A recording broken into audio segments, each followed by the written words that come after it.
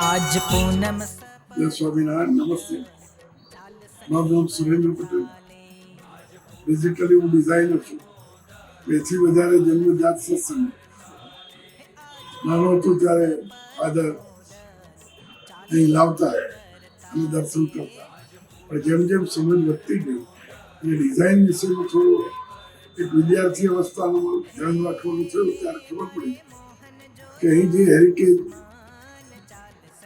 200 વર્ષ જૂનું અહીં છે એ ખરેખર માણવા જેવું છે અને ઘણા વર્ષથી અહીં ઘણું સેવામાં કામ રિસ્ટોરેશન એવું એ ચાલુ કર્યું છે તો એની અંદરથી એવી ખબર પડી કે ટેમ્પરેચર તો અત્યારે મોટો ટેમ્પરેચરનો પ્રશ્ન હોય તો એ કેમ ડાઉન થાય તો એની જે હવેલીમાંથી અત્યારે હું વાત કરી રહ્યો છું કે બહારના ટેમ્પરેચર કરતાં 10-15 ડિગ્રી એમ જ છે, પંખો નથી તો પણ તો એની ડિઝાઇનની વેલ્યુ છે.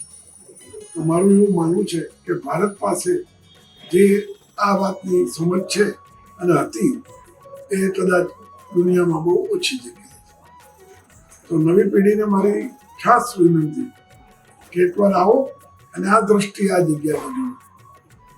આ જગ્યાએ સંતો રહેતા, માટીનું લીપણ હતું, અમે રિનોવેટ કર્યું અને એને એની એ જ રીતે રાખ્યું.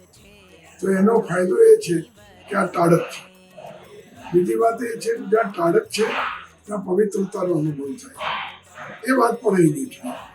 એટલે વડતાલ ગામને 200 વર્ષ થયા, હવે એનો 200 વર્ષનો ઉત્સવ ઉજવાશે. તો મારું ચોક્કસ એવું માનવું છે કે આ વાતને દુનિયાના માણસોએ સમજવી પડે, જોવી પડે અને એનાથી એના જીવનમાં ફાયદો થાય. ડિઝાઇન વાઇઝ પણ એવું છે કે કેવા કેવા માપ રાખ્યા. એ ટાઈમે પૈસા ઓછા, સંપ્રદાય આટલો ફેલાયેલો નહીં, તો પણ જેને કામ કર્યું એને કેવા લાડ લડાય, તો ક્યાંય કોઈ ચચાસ ના રાખે. અત્યારે હવે એવું છે કે કોઈ મંદિર બનાવવું હોય તો કે સિમેન્ટનું બનાવો, જલ્દી થઈ જાય, પથ્થરમાં ટાઈમ લાગે. એ વખતે લાકડાનું બનાવ્યું, લાકડા માટે કોઈ મશીનરી નહીં, ગાડામાં જ આવે અને બધા ડોનેશનમાં લાકડા આપે, તો પણ કોઈ ચચાસ નથી રાખી. એ પવિત્રતા અને લાગણીનો અહેસાસ અહીં થાય છે. મારું ચોક્કસ માનવું છે કે બીજી પણ 2-3 જગ્યા અહીં છે જ્યાં હું આપણા વિશે વાત કરીશ, પણ જરૂર આવો, દર્શન તો થશે, લક્ષ્મીનારાયણ દેવની કૃપા તો થશે, હરિકૃષ્ણ મહારાજના દર્શન થશે, પણ જે અહીં જગ્યાનો પાવર 500 પરમહંસનો અને મહારાજનો એ તમને જોવા મળશે. ફળ જાણ ચાલ સખી વરતાલે. કેસરીજી મહારાજે કોડ ઓફ કન્ડક્ટ શિક્ષાપત્રી લખી છે અને એનાથી હજારો જીવોનો ઉદ્ધાર થયો અને અત્યારે પણ થઈ રહ્યો છે. હવે આ એક વસ્તુ ઇતિહાસ છે, સત્ય છે, 200 વર્ષ જૂનું છે, પણ જે મકાન છે એના વિશે જાણવા જેવું છે. એ હેરિટેજ બિલ્ડિંગ છે અને આખું લાકડામાં ફ્રેમ સ્ટ્રક્ચર થયેલું છે અને એની નકશીમાં એ વખતના મિસ્ત્રીઓએ જે લાડ લડાયા એ તમે જ્યારે પૂરા ફોટોગ્રાફ જોશો ત્યારે ખ્યાલ આવશે. આમાં પણ મારી બધાને ઈચ્છા છે અને વિનંતી છે કે તમે આ જગ્યા આવો, માણો અને ટાળકને અનુભવો, ટેમ્પરેચરનો ફેર તો અનુભવો અને પવિત્રતાનો ફેર તો અનુભવાય. એટલે હેરિટેજ વીકના દિવસે મારે ખાસ કહેવાનું કે જેમ બને એમ સર્વે જ્યાં જ્યાં બી હેરિટેજ આપણા આર્કિટેક્ચર અને વસ્તુઓ છે ત્યાં જવું જોઈએ અને માણવી જોઈએ, અનુભવવી જોઈએ અને આવતી પેઢી માટે એના માટેની માહિતી આપવી જોઈએ.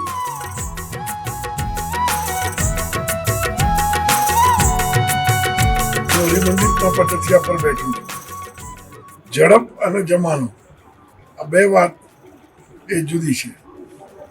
અત્યારે ઝડપનો જમાનો છે, પણ જે હેરિટેજનું કામ આ હરિમંડપમાં થયું છે અને મેં જ્યારે એને રિનોવેટ કરવાની વાત કરી ત્યારે ટ્રસ્ટી મંડળો અને મહંતશ્રીને ચેરમેનશ્રીએ એ વધાવી લીધી અને પાછળનો ભાગ જે સાવ ખાલી હતો, જેનાથી મકાન ડેમેજ ભવિષ્યમાં થાય, તો અત્યારે પણ એવા જ કારીગર છે, એટલી મહેનત થાય અને આખાઈને આપણે સાચવી લીધું ચારે બાજુથી.